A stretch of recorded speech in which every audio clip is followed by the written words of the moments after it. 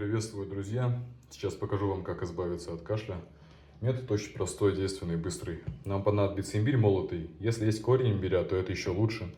Нарежьте мелко и кубиком добавляйте. Дальше нам понадобится лимон, самый простой. И нам понадобится куркума, также молотая. По количеству куркумы добавляйте пол чайной ложки, либо чайную ложку. Вот столько примерно будет достаточно. Зачем нам нужна куркума?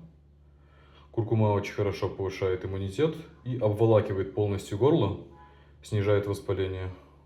Супер. Дальше имбирь. Имбиря уже нужно совсем немного, на кончике чайной ложки, потому что он очень мощный, довольно пряный. Как раз эта пряность помогает ему бороться с инфекцией, с бактериями, с микробами. Отлично справляется. Добавили. Так, имбирь, куркуму убираем. Последнее, что нам нужно, это лимон. Можете добавлять как лимонный сок. Для этого вам нужно будет раскатать его, сильно подавить. Он внутри полопается. Когда отрежете, будет очень хорошо вытекать. Я его по-другому добавляю. Просто нарезаю дольку одну себе. Вот так.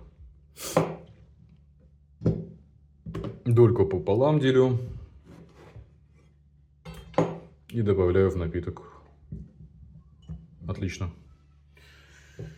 Заливаем кипятком, чтобы это все у нас заварилось. Завариваться будет минут 10. Главное после того, как заварится, проверьте температуру, чтобы не было горячо. С больным горлом горячее, кипяток, холодное запрещено. Пейте просто теплым, как обычный теплый чай. Перемешали.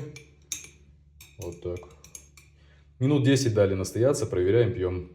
Пейте маленькими глотками по количеству приемов. 1-3 раза в день. Этого достаточно. Если попьете перед сном, вообще супер будет. Помогает. По вкусу. Вкус впервые непривычный, если вы раньше такого не пробовали. Довольно быстро привыкайте. Бодрит. Вкусненько. Если хотите еще вкуснее, добавляйте мед. Будет вкуснее. Также мед — это природный антисептик. Намного лучше станет. Меда у меня, к сожалению, нету. Все, друзья, выздоравливайте. Всего хорошего.